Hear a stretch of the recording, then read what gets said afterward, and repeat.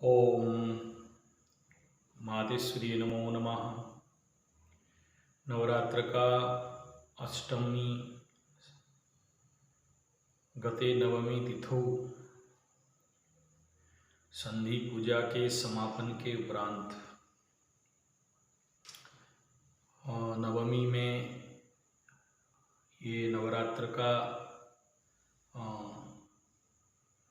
प्रवेश और नवमी पूजन का प्रारंभ, नवमी का पाठ और संधि पूजा इत्यादि समापन के बाद मैं थोड़ा गौ माता के पास थोड़ा आज मिला, टाइम तो आ गया। बड़ा इंतज़ार में थी, थोड़ा मेरे ऊपर क्रोधित भी है, नहीं आए थे बोल के। तो अभी ठीक ठाक है, अभी पट गई, अभी ठीक है ना। कुछ मेरे मित्र का प्रश्न था, चंडी पाठ जो हम लोग करते हैं, कुछ लोग नया शुरू किए हैं। देखिए, मैं सबको स्ट्रिक्टली बोला था, चंडी पाठ बच्चों का खेल नहीं है, मजाक नहीं करना। और एनर्जी को नहीं पता कौन अपना कौन पराया, वो माँ को पता है, माता रानी को पता है, ठीक है। लेकिन चंडी पाठ स्वाभाविक बात है, एक ऊर्जा का मूवमेंट है। तो एक शक्ति, एक ऊर्जा, एक एनर्जी, जिसके लिए हाँ मैं मालिश करूँगा। तो एक ऊर्जा, एक एनर्जी का इस समय विश्व ब्रह्मांड में अत्यंत उग्र रूप में ऊर्जा रहता है। और शक्ति, जैसे हम लोग शक्ति का साधना करते हैं ना, और जैसे मैं बता रहा था, इच्छा शक्ति, क्रिया शक्ति, ज्ञान शक्ति, ओम शक्ति, ओम शक्ति, ओम शक्ति, ओम।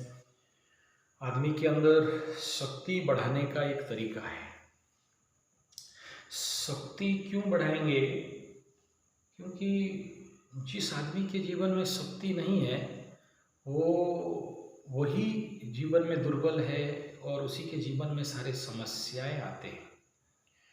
और शक्ति है तो अच्छे से अच्छे, बड़े से बड़े समस्याएं, बवंडर, कष्ट, पीड़ा, दुख सब आते हैं और बॉम्ब डिफ्यूजर जैसे चले जाते हैं, उसका कोई मूल्य नहीं रहता है।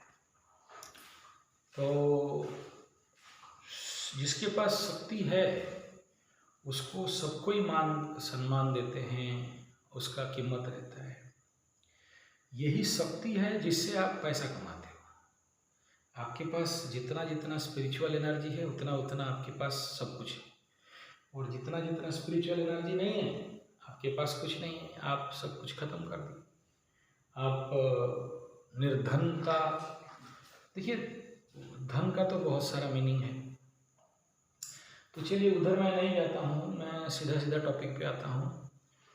शक्ति इस समय अवेलेबल है मार्केट में, यानी ये नवरात्र का पीरियड है, 4 नवरात्र और 4 प्रकार के शक्ति इस समय चैत्र नवरात्र में और आश्विन नवरात्र में और बाकी 2 गुप्त नवरात्र में भिन्न भिन्न प्रकार के शक्तियों का यूनिवर्स में बारिश होता है। जैसे बारिश के दिनों में पानी का बारिश होता है, धूप के दिनों में धूप का बारिश होता है, ठंडे के दिनों में ठंडा का होता है ना। ठीक ऐसा ही है कि ये जो नवरात्र में महाशक्ति का बारिश होता है। कौन कौन सा शक्ति? इच्छा शक्ति, क्रिया शक्ति, ज्ञान शक्ति। और ये तीनों का सम्मिश्रण कौन? जब काली पूजा हो जाएगा तो महाशक्ति। और तीनों का शक्ति का सम्मिश्रण बन के एक महाशक्ति बनता है।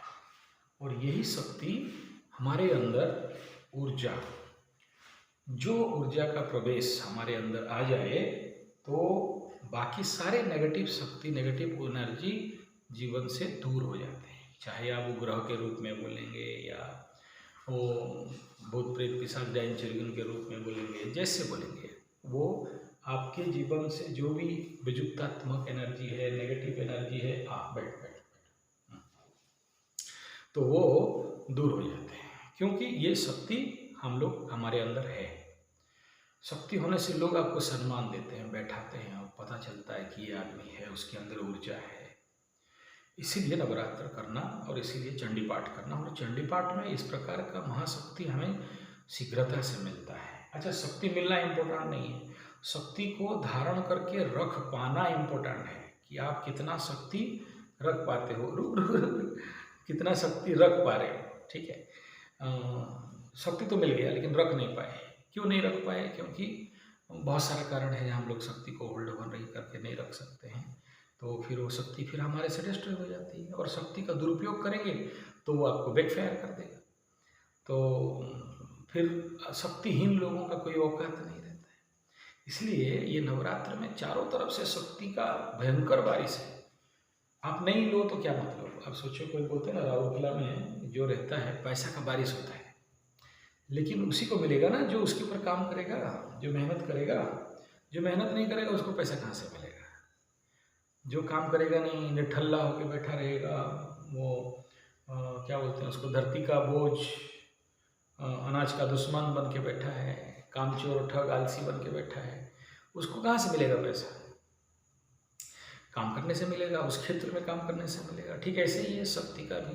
अगर आप शक्ति कमाना चाहते हो, चाहे वो धार्मिक शक्ति हो, आध्यात्मिक शक्ति हो, इच्छा शक्ति हो, क्रिया शक्ति हो, ज्ञान शक्ति हो, तो ज्ञान शक्ति का सरस्वती माता के साथ किया गया है, और धन का शक्ति लक्ष्मी माई के साथ किया गया, क्रिया शक्ति को काली माई के साथ किया है। तो आपके ऊपर है कि आप कैसा शक्ति आपके जीवन में लाते हो। ठीक है, रो अरे ना। तो ये था। अब यहाँ विषय ये है कि जगत जो सबसे ज़्यादा शक्ति अपने अंदर आना और रिसीव करना और रखना, हम एक राइट एनर्जी कैरियर बने, तो उसके लिए क्या चाहिए? चंडी पाठ चाहिए। तो चंडी पाठ कैसे करना चाहिए? पहला बात, आज कोई महाशय फोन किए थे, मेरे को बता रहे थे ऐसा ऐसा किया। सबसे पहला बात, गुरु के आज्ञा अनुसार करिए। गुरु का जैसा रिक्वायरमेंट है, या फिर जिस जहाँ पर कर रहे हैं, वो जो ब्राह्मण है या पंडित जी हैं, आपको जैसे जैसे बता रहे हैं ना, आप ऐसा ऐसा करिए। अब तेरे को भी फोटो चाहिए? फोटो तो उठ रहा है ना तेरा, अब छोड़ दे, अब छोड़ दे उसको, छोड़ दे माई। ओ मोबाइल मत खा, रहने दे मोबाइल। ठीक है। सो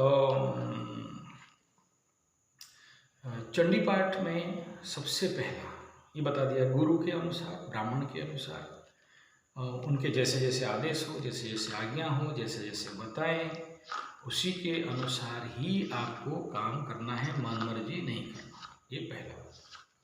दूसरा ये है कि जब भी आप चंडी पाठ कर रहे हो, ना उच्च स्वर ना नीच स्वर, मध्यम में चलना है। दूसरा, बहुत जोर से आपको शब्द नहीं निकालना है, और बहुत नीचे भी नहीं निकालना है, मीडियम में निकालना है। तीसरा, जो लोग चंडी पाठ नया कर रहे हो उनके लिए कह रहा हूँ, उच्चारण शुद्धि बढ़िया होना चाहिए। गिरे जाएगा मई ना ना ना। हाँ ठीक है, तेरा फोटो उठा तेरा हाँ। तो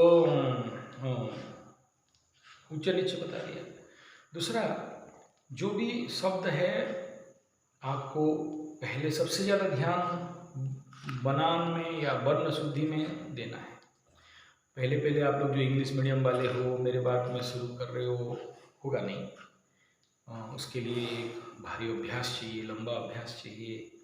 तो हाँ ठीक। तो वो अभ्यास होने से धीरे धीरे होगा। और हम लोग यहाँ ब्राह्मण गुरुकुल में ट्रेनिंग भी देते हैं कि कैसे उच्चारण हो, क्या करें। तो सबसे पहला, जो लोग उड़ीसा वाले हैं, उनका 100 का बड़ा समस्या रहता है। 100 उनको नहीं पता। दांतस्य, मूर्धन्यस्य, तालव्यस्य, उसका उच्चारण नहीं जानते। तो संस्कृत में ये बहुत ज़्यादा इम्पोर्टेंट माने रखता है। उड़ीसा में ज और य का बहुत ज़्यादा समस्या रहता है। तो हम लोगों का एक्चुअली य का उच्चारण नहीं होता है, ज का उच्चारण होता है। तो आप लोगों को जिनका ऐसा है, थोड़ा सा वो प्रोनाउंसिएशन का करेक्शन करके करेंगे। गलत उच्चारण नहीं होना चाहिए, अशुद्ध उच्चारण नहीं होना चाहिए। तीसरा ये है कि देखिए, आकार, ईकार, दीर्घईकार। तो आ आ दीर्घ ई क्या हो रहा है, लंबा जा रहा है, दीर्घ ई जो ऐसा करके जो ई है, तो उसका उस अक्षर के ऊपर आपका समय और खाली ई के ऊपर आपका समय भिन्न होगा ना। आ का उच्चारण कर रहे हो तो आ का कितना लंबा खींचना है, कितना समय, तू उधर गोमूत्र कर दी है, लॉस हो गया ना गोमूत्र का। अच्छा चलो ठीक है, बाद में कलेक्शन कर लेंगे। हाँ तो ई का हो गया। और ये पूरा जो एक लाइन है जिसमें हम लोग चैंटिंग करते हैं, उसका जो ओ का मात्रा, ई का मात्रा, ए का मात्रा, ऐ का मात्रा, अनुस्वार, विसर्ग, हलन, तो ये जहाँ आप विसर्ग का उच्चारण करते हो तो वहाँ खट से वो शब्द कटेगा, है ना। और जहाँ ई कर रहे हो तो वो लंबा जाएगा, दीर्घ ई में आ करते हो तो वो आ शब्द जाएगा। तो वो सारा विन्यास भाग करना, ये बड़ा थोड़ा सा टाइम लगेगा। आप 1-2 दिन में करके आप बोलोगे कि हम 30 मार्क हो जाएंगे, और हम लोग यहाँ 20-30 साल प्रयास करके नहीं कर पाए, और तो थोड़ा सा डिले होगा। इसलिए गुरु के सानिध्य में करना जरूरी है। और जिनको करेक्शन वगैरह चाहिए तो आप लोग यहाँ पर आ सकते हो। हम लोगों का शिविर लगता है 1 महीना का, तो ब्राह्मणों के लिए ही नहीं, जो लोग भी संस्कृत सीखना चाहते थे। सुरस सुबोधा विश्व मनोज्ञान, सुरस सुबोधा विश्व मनोज्ञान, ललितारुद्यारमणीया, संस्कृत भाषा नैव क्लिष्टा, संस्कृत वाणी नैव क्लिष्टा, न च कठिना, न च कठिना, न च कठिना। संस्कृत भाषा सुरस सुबोधा विश्व मनोज्ञा, नैव क्लिष्टा, न च कठिना, ये कठिन नहीं है, बहुत सहज है, बहुत सरल है, और बस खाली सीख लेना है। आप सोचो, संस्कृत भाषा जो अमेरिका में पहला एटम बम टेस्ट किया था ना साइंटिस्ट, क्रिश्चियन होकर वो संस्कृत सीख लिया, और जब एटम बम गिरता है तो गीता का श्लोक बोलता है कि हजारों सूर्य का शक्ति में देखा करके ना। तो हम भारतीय लोग क्यों नहीं कर लेंगे, कर लेंगे। तीसरा बिंदु है स्पीड क्या होना चाहिए, बहुत फास्ट भी नहीं, बहुत स्लो नहीं। जैसे एक अच्छा ड्राइवर चलाता है ना, राइट स्पीड 60 किलोमीटर एकदम इकोनॉमिकल स्पीड में चलाता है, तो एकदम यही कंट्रोल चाहिए, राइट स्पीड में चलना है, सुंदरता से चलना है, भक्ति भाव में चलना है। तो वो भी एक अभ्यास में आता है। पहले पहले तो क्या होता है ना, वो आप जब पाठ कर रहे हो, चंडी पाठ, अंदर ऊर्जा आ जाएगा और आप बहुत स्पीड कर लेते हो, आपको पता नहीं है, बेहोश हो। पढ़ाई पढ़ते पढ़ते सुभर नया नया होता है, पढ़ते पढ़ते आपके अंदर हो सकता है झटका आ जाए, रोमांचित आ जाए, होता है धीरे धीरे, क्योंकि आप ऊर्जा को कंट्रोल कर नहीं पाते हो। सडन इतना सारा ऊर्जा जब आपके अंदर एक्यूमुलेट होने लगता है तो समस्या होता है। तो उसके लिए कोई वरिड नहीं होना है। आप लोग जो डर रहे हो कुछ ऐसा हुआ वैसा हुआ, ऐसा कुछ ही नहीं। लाखों पंडित पढ़ रहे हैं, आप नया पढ़ रहे हो, नया नया होता है। तीसरा, पढ़ रहे हो और सडन देखा कि अब साउंड हाई हो गया है, वो मज़ा आता है अंदर से एक, मतलब जब वो आने लगता है तो उस समय इस बात का ध्यान देना है कि आपको हाई लाउड हाई पिच पे नहीं जाना है। जो पिच है एकदम मध्यम गति में चलना, मध्यम स्वर में चलना, बहुत ज़्यादा स्पीड नहीं जाना है। ज़्यादा स्पीड करोगे गलती होगी। नेक्स्ट बिंदु है कि चंडी पाठ पुस्तक में बहुत सारे ऐसे शब्द हैं जो आपके लिए नया भी होगा, जो नया कर रहे हो। जो पुराने भूषपंडित हैं, महापंडित हैं, 10-20-25 साल से कर रहे हैं, उनके लिए मैं नहीं कह रहा हूँ। जो लोग नया मेरे को अभी व्हाट्सएप फोन मैसेज किए हैं, उन लोगों के लिए कह रहा हूँ, इसलिए उनको समझाने के लिए कह रहा हूँ। तो कुछ ऐसे वर्ड्स हैं, जैसे उसमें से एक शब्द है इत्थम, तो के नीचे थ करके आकार करके द्वितीय थ किया हुआ है। आप वही कोई पूछ रहा था मेरे को, तो उसका जो उच्चारण है, एक तो आकार भी है और बिना आकार का भी है। तो ऐसे कुछ पेचीदा सा अक्षर है जो आप इससे पहले नहीं देखे हो, और उसको फिर क्या उच्चारण करेंगे करके आप थोड़ा सा विब्रत होते हो। वरीड होने का कोई बात नहीं है, और मैं कोशिश करता हूँ चंडी का पूरा रिकॉर्ड करके या मैं अपलोड कर दूँ बोल के, हालांकि मेरे को अलाउ नहीं है, कोशिश करूँगा। अदरवाइज़ मैं कहीं ना कहीं से लिंक आपको नीचे दे दूँगा, ताकि आप लोग मतलब पर्सनली भेजूँगा, जिसमें कि उच्चारण शुद्धि बहुत अच्छा से है, एक एक ये बोलेंगे। और उसको देखिए, संस्कृत एक भाषा है, और पूजा पाठ, तंत्र मंत्र, जप, स्पिरिचुअलिज्म, ये भी एक भाषा है। तो आप सोचो, आप कौन सा भाषा के हो, बंगाल, वेस्ट बंगाल वाले हो, या छत्तीसगढ़ी हो, या झारखंडी हो, या उड़ीसा वाले हो, या नॉर्थ ईस्ट के हो, असमियास हो, आपके बचपन में इस भाषा को कोई पढ़ा पढ़ा के सिखाया था क्या? तुतला तुतला के जब 1 साल के 6 महीना के थे, तो तुतला तुतला के सुन सुन के अनुकरण करते करते सीख गए। तो ऐसा ही है। तो ऐसा तो है कि माँ तो सबका भाषा समझ लेती है, उसमें कोई वरीड होना नहीं है।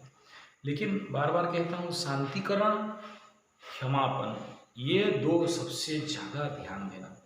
और चंडी के पाठ के बाद गुड़ का पानी, छेना का पानी, छेना माने दूध को फटा के जो बनता है, वो पानी, मधु का पानी, गन्ना का रस, इस प्रकार का पौना, पौना मतलब द लिक्विड फॉर्म जो माँ को शांति करता है, वो जरूर समर्पण कर लेना है।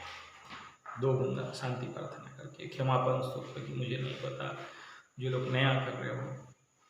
तीसरा ये कि पाठ में कुछ विधान है, वो ऑलरेडी है, मैं उसमें और ज़्यादा नहीं करना, बहुत सारे वीडियो है इसमें। आपको क्या क्या 6 शब्द उच्चारण नहीं करना, बद्ध, अध्याय, ये सब उच्चारण नहीं करना है, इसके ऊपर ध्यान देंगे आप।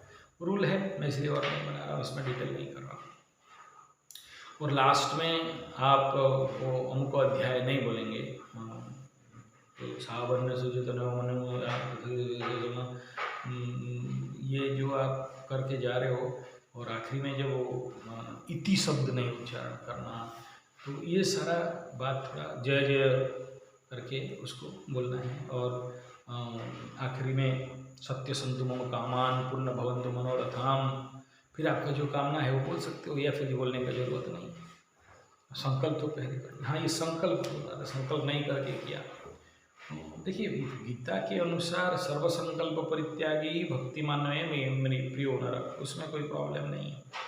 लेकिन चंडी पुस्तक एक एनर्जी का फ्लो है, सुपर एनर्जी। अगर उसको चैनल नहीं दिया गया, ट्रैक नहीं दिया गया, टारगेट नहीं दिया गया, तो फिर वो एनर्जी फ्लो होके करेगा क्या?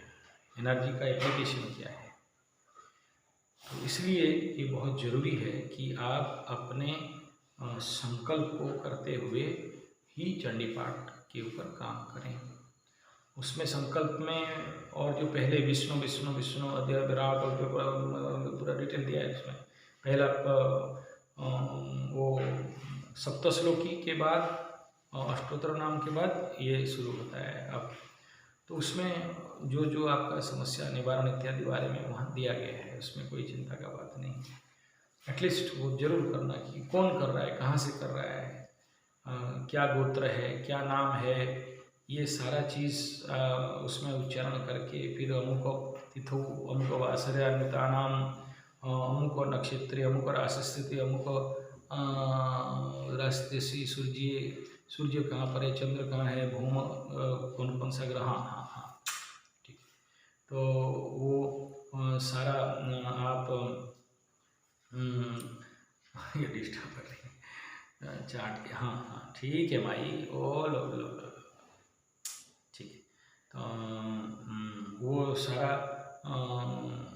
उच्चारण कर लेने के बाद फिर आप शुरू करेंगे, ठीक है। क्या हो, आ जाओ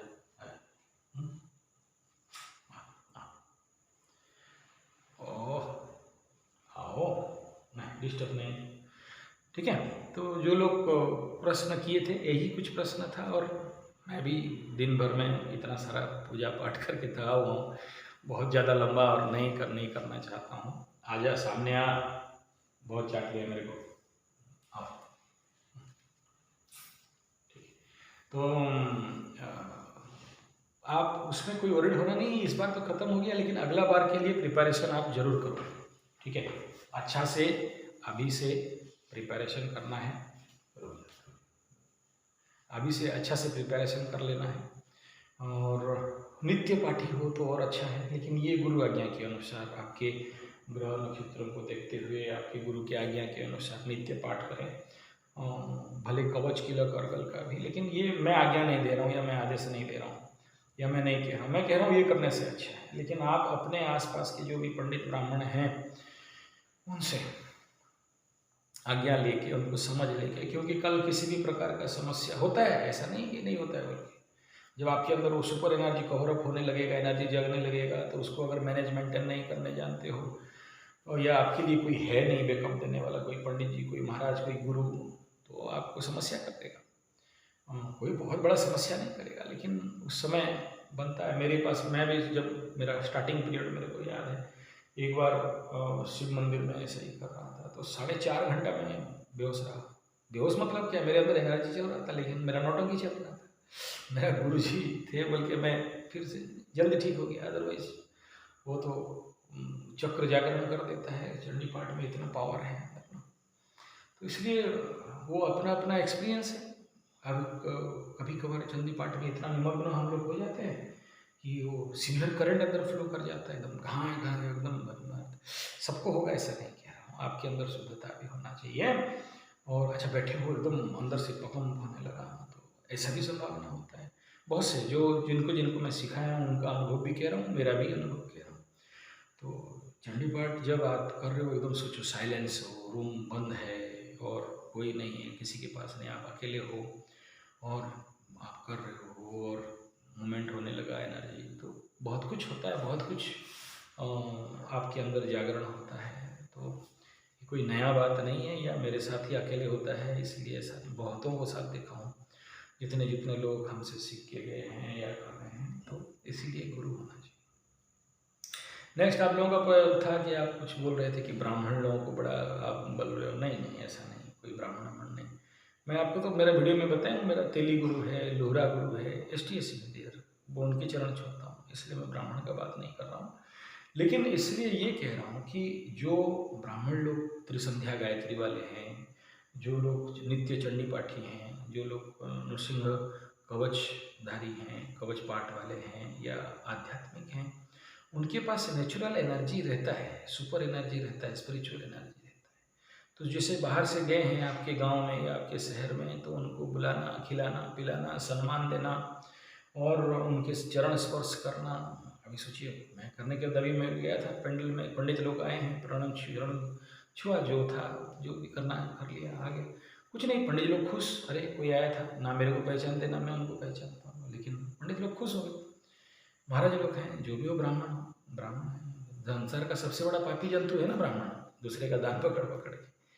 विभीषण को बोला था ना, अगर मैं झूठ, राम को बोला, अगर मैं झूठ बोल रहा हूँ तो कलयुग में ब्राह्मण होऊंगा, या बहु गोवंशी बहु गो परिवार में जन्म होऊंगा। तो बाकी लोग बोले ये तो चालाक है। बोला नहीं, राम बोले कलयुग में ब्राह्मण होना सबसे बड़ा पापी और अभिशप्त जीवन होता है, और गौ होना। तो गाय कटने जा रहे हैं, पता है उसके बारे में, मेरा गौ कथा चैनल देख लो, संजय G75, आचार्य संजय G75 गौ कथा, या गौ कथा बाय आचार्य संजय, या फिर मेरा मोबाइल नंबर टाइप कर दो 9437580589 9437580589। तो मेरा गौ कथा का वीडियो निकल जाएगा। पूरे भारतवर्ष में भ्रमण करके गौ कथा प्रवचन करके आया हूँ, तो उसमें सारा डिटेल है, दोबारा इसमें क्या बोलना है। क्यों बोल रहा हूँ, इसलिए ब्राह्मणों को, जो लोग बाहर से आए हैं या आपके वहाँ जो भी पाठ कर रहे हैं, चंडी पाठ करके उनके अंदर तो बहुत एनर्जी रहेगा, दुर्गा पूजा करके उनके अंदर बहुत एनर्जी रहेगा। जब उनके चरण में आप गिरोगे, जैसे अभी मेरा नवरात्र समापन हुआ, तो मैं सभी गुरुओं के पास जाऊंगा चरण छूने के लिए, आशीर्वाद लेने के लिए। हर दिन तो माता पिता का छूता हूँ, तो ऐसे गुरुओं के पास जाऊँगा, ब्राह्मणों के पास जाऊँगा। क्यों जाऊँगा, ये जाता हूँ हर साल। अब कभी भी मेरा गुरु मिल तो हर नवरात्र खत्म हुआ तो उनके पास पहुँचता हूँ, क्योंकि दीक्षा वही दिए थे। उनके चरण में गिर के, हे गुरुदेव, मेरा जो भी पूजा पाठ पुण्य धर्म कमाया, मैं आपके चरण में दे रहा हूँ। गुरु के चरण में देने मतलब समझ रहे हो क्या है, फिक्स डिपॉजिट कर दिया। ऐसा नहीं सोच रहा गुरु ले जाएगा, गुरु कभी किसी का हानि नहीं चाहता है, गुरु कभी नहीं करता। गुरु को दे दिया गुरु के चरण में दे दिया तो समझ लो कि वो फिक्स डिपॉजिट है और आपके पास हजार लाखों करोड़ों गुना बन के आपके पास आएगा। तो इसलिए गुरु को दे देते हैं, है ना, गुरु से आशीर्वाद लेते हैं। क्यों देते हैं, मैं बार बार क्यों कहता हूँ ब्राह्मण को और गाय को, इसलिए कहता हूँ, पता है रामायण जी में, वाल्मीकि रामायण में वो बताया गया कि विभीषण को एक शंका हो रहा है, डाउट हो रहा है कि हे राम, रावण 49 प्रकार का रथ लेके, अरे मेरे को गुदगुदी हो रहा है भाई, तो 49 प्रकार रथ लेके आपको आक्रमण करने के लिए आ रहा है और आपके पास तो रथ तो दूर खाली चप्पल में हो। तो राम जी फिर वहाँ श्लोक में बता रहे हैं कि मेरा रथ क्या है, बहुत सारा उसमें बता रहे हैं। और वहाँ बोल रहे हैं विप्रधेनु, एक शब्द है वहाँ, जो व्यक्ति ब्राह्मण और गाय, विप्र और धेनु का और देव आशीर्वाद जिसके पास है उसको कोई हरा नहीं सकता। तब वहाँ वो विभीषण तो ब्राह्मण है, तो ब्राह्मण का सम्मान कर दिए, वहाँ तिलक कर दिए, बोला आज से तू राजा। तो विभीषण खुश हो गया, आशीर्वाद करता है, विप्रधेनु देव आशीर्वाद उसको मिल गया, राम जी को मिल गया। तो वहाँ वो विभीषण एज ए ब्राह्मण उससे मतलब उसको संतुष्ट कर रहे हैं, सम्मान कर रहे हैं। मैं नहीं पढ़ा कि पैर और पकड़े कि नहीं पकड़े क्योंकि मित्र ही समझे हैं वहाँ। तो आप इस समय ये जो नवरात्र समापन के बाद माता पिता का चरण स्पर्श करना, ब्राह्मणों का चरण स्पर्श करना, गौ माता के पास किसी भी गौशाला हो आपकी, मेरे पास भेजो ऐसा नहीं कह रहा हूँ, बार बार बोल रहा हूँ। बहुत से लोगों को बोलता है ये देखो गाय दिखा के भी क्यों मांग रहा होगा, नो, बहुत है, हाँ, माता रानी इतना दी है कि संभाल दी, प्रचंड है, ठीक है ना। तो हाँ, लेकिन जिसको रास्ता नहीं, बहुत सारे बोलते हैं हम तो, हमारे पास दूसरा कोई ऑप्शन नहीं आपको देना चाहते हैं, तो ये 9437580589 ये पेटीएम पे क्या फ़ोन पे वाला नंबर मना नहीं है। आते लक्ष्मी को कोई नहीं ठुकराता है। मेरा गौ माता और 3 गौशाला चल रहा है, फिर गुरुकुल है, फिर पेड़ लगाना है, सब इसलिए मना नहीं है, लेकिन मेरा लक्ष्य नहीं है ये सब कि आपको मांगूँ या ऐसा कुछ, या ऐसा कोई एकदम नहीं है। तो मेरा विषय यही था कि नवरात्र के बाद विप्रधेनु के पास जरूर जाना है, तभी जाके पूर्ण होता है। और जो कल आप जैसे नवकन्या भोजन कराओगे ना, नवकन्या के बाद ब्राह्मण का भी भोजन, तो नवकन्या भोजन सभी जानते हैं, 9 ऐसे छोटे छोटे बच्चियों को ला के उनको पूजा पाठ करके सिंदूर चंदन दीप धूप, और फिर उसका एक स्तोत्र है नवकन्या के लिए, एक स्पेशल स्तोत्र है उसमें, तो उसका भी पाठ कराया जाता है। उसको पाठ करके फिर उनको प्रसन्नतापूर्वक खाना पाना, भोजन, भोग, प्रसाद, दक्षिणा, पैर धोना इत्यादि इत्यादि, जिसका जो बन पड़े वो करना है। और आखिरी में फिर जब आप विसर्जन पूजा करोगे या विदाई दोगे माँ को, उसमें फिर वो अपराजिता स्तोत्र करके शांति करना है। अपराजिता बहुत सुंदर पाठ है, पढ़ना जरूर करना है इसको, है अपराजिता पाठ जरूर करना है। तो अपराजिता में कुछ अपराजिता डाली ले आना जड़ समेत, और फिर उसको पूजा करना है। अपराजिता के पूरा दूध दीप सब कुछ जो पंचोपचार षोडशोपचार में पूजा करके माता के पास रखोगे, और उसका मुहूर्त लगना है, या नहीं जानते हो तो पानी में डाल के गंगा जल और उसमें जो अष्टकुंभ जो प्रकार हरिद्रादि जल और गंगा का जल, उष्ण का जल, ऐसा करके सारा पानी उसमें बना के रखे, उसी पानी में फिर सिंचन करना है। सिंचन कर लेने के बाद उसको माता के पास छोड़ देना, फिर वो अपराजिता को इधर धारण करना, नहीं तो ताबीज बना के ऐसे ही हाथ में रख सकते हो, या लाल सूता बांध के रख सकते हो। हर जगह में आपको अपराजित मिले होना है, हो जाओगे। वो शक्ति को वो रिजर्व करता है, साइंटिफिकली इसको कहा जाता है। तो मैं वहाँ था ब्राह्मण का पास। तो देखिए ब्राह्मण, हम लोग मेरा दादाजी के पास या नाना के साथ हम लोग बहुत सारे गाँव में पूजा पाठ करने के लिए जाते थे। जजमान थे, 57 गांव के जजमान हम लोगों का।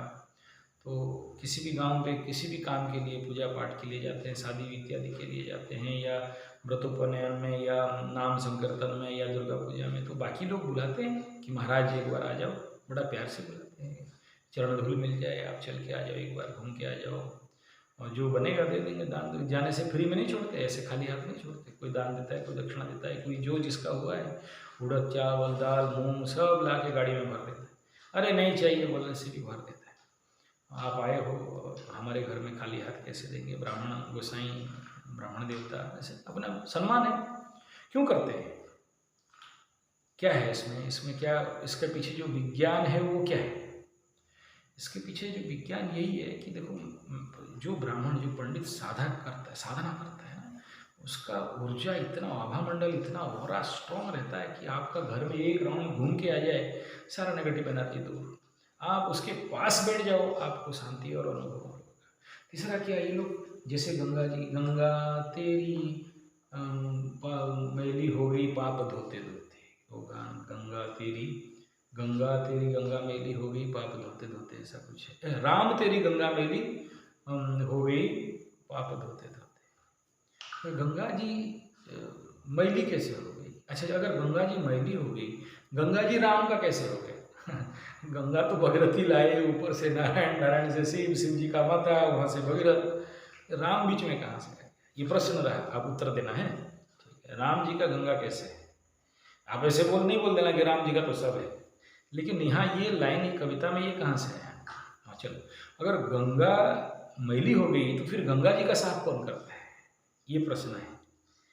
इसको कुछ इस प्रश्न को पाओगे तो मेरा ये बात समझ में आएगा कि हर पूजा पाठ जब तप तपस्या के बाद विप्रधेनु सूर इनके पास जाके आशीर्वाद लेके आना क्यों जरूरी है, इस प्रश्न में इसका उत्तर छुपा है। आप अगर पाओगे तो समझ में आ जाएगा गंगा जी का सफाई कौन करता है, गंगा जी कैसे साफ होती है। गंगा अगर मैली हो गई पाप धोते धोते तो गंगा जी का साफ कैसे होगा? तो ये दो प्रश्न आपके पास रहा, जो कभी ना कभी वीडियो सुनोगे तो ये दोनों मुझे कमेंट में उत्तर दे देना, नहीं तो नंबर में व्हाट्सएप कर देना। तो आप उनका बिना आशीर्वाद पॉसिबल नहीं है। तो राम वहाँ विप्रधेनु सुरसंत बता रहे हैं।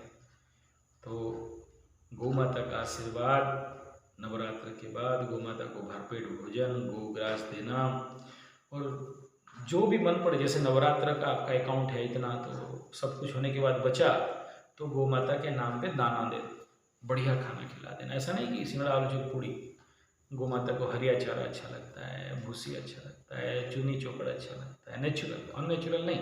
वो कंपनी वाला दाना बनाते हैं, प्रेस मशीन में आता है, एकदम गलती से नहीं देना, बहुत सारे नॉन वेज चीज़ उसमें मिलाया जाता है, नॉट गुड, वो है ना, वो नहीं देना है। ग्रीन हरिया चारा दो, ड्राई फ्रूट दो, वो सब ठीक है। भरपेट करके फिर गौ माता के पास साष्टांग प्रणिपात करना। और ये जैसे गौ माता का गोबर है ना, ये यहाँ से थोड़ा सा, ज़्यादा नहीं, ऐसे उठाओ और माथे पे ऐसा तिलक कर देना थोड़ा सा, और थोड़ा सा गोबर यहाँ से लेके यहाँ भी तिलक कर देना, ठीक है। तो ये गोबर का तिलक करके गौ माता से आशीर्वाद लेना है, और उसके बाद फिर आप अपना जो भी भोजन वगैरह करके नवरात्र का उपवास जो लोग कर रहे हैं वो लोग व्रत भंगन इत्यादि करेंगे। और आखिरी दिन ये जो गौमूत्र है, ये गौमूत्र से स्नान बढ़िया से कर लेना है। जो भी नेगेटिव एनर्जी ऊर्जा है वो तो मैं पूरा ऐसे हर दिन स्नान करता हूँ, तो आप लोग भी गौमूत्र से स्नान, वो तो नित्य निरंतर करना चाहिए। गोबर अब जब नहा भी रहे हो ना, थोड़ा सा जरूर पानी में गोबर डाल देना और उसमें नहाना, इसमें भी बहुत कारगर रहता है। हवन में पता है ना, ये जो देसी गाय, बिना देसी गाय का गोबर से हवन नहीं होता है, तो गोबर जरूरी होता है हवन के लिए। तो ये सारा कुछ जो भी आप लोगों का डाउट था, क्वेश्चन था, शंका था लास्ट 3-4 वीडियो में नवरात्र के दौरान, तो ये मैं क्लियर कर दिया आप लोगों को कि जो भी जितना प्रश्न मेरे को याद आया, बाकी जो प्रश्न है बाकी रह गए, बाद का वीडियो में हम लोग देख लेंगे। चलिए ठीक है, तो विषय यहाँ पर समापन करता हूँ। ओम सर्वे भवन्तु सुखिनः, सर्वे सन्तु निरामया, सर्वे भद्राणि पश्यन्तु, मा कश्चित् दुःखभाग् भवेत्। ओम शांति शांति शांति। हरि ओम। गौ माँ की जय जय, गौ माँ की जय जय, गौ माँ की जय जय, गौ माँ की जय जय। फिर से कह रहा हूँ, हर पूजा पाठ, हवन, तर्पण, जप, मंथन, कीर्तन जो भी है, गौ माता के बिना अधूरा था, अधूरा है, अधूरा रहेगा। इसलिए गौ माता का सेवा, गौ माता के सानिध्य और ब्राह्मण के सानिध्य पक्का लेना है। मैं ब्राह्मण माने पंडा, सरपति, शर्मा, मिश्र, वर्मा नहीं कह रहा हूँ। खुद झाँक के देख लो, पता चल जाता है चाल बाल हाल खाल माल ढाल से कि ये क्या है, ब्राह्मण है या ब्राह्मण के नाम पे कुछ और है। जय हो।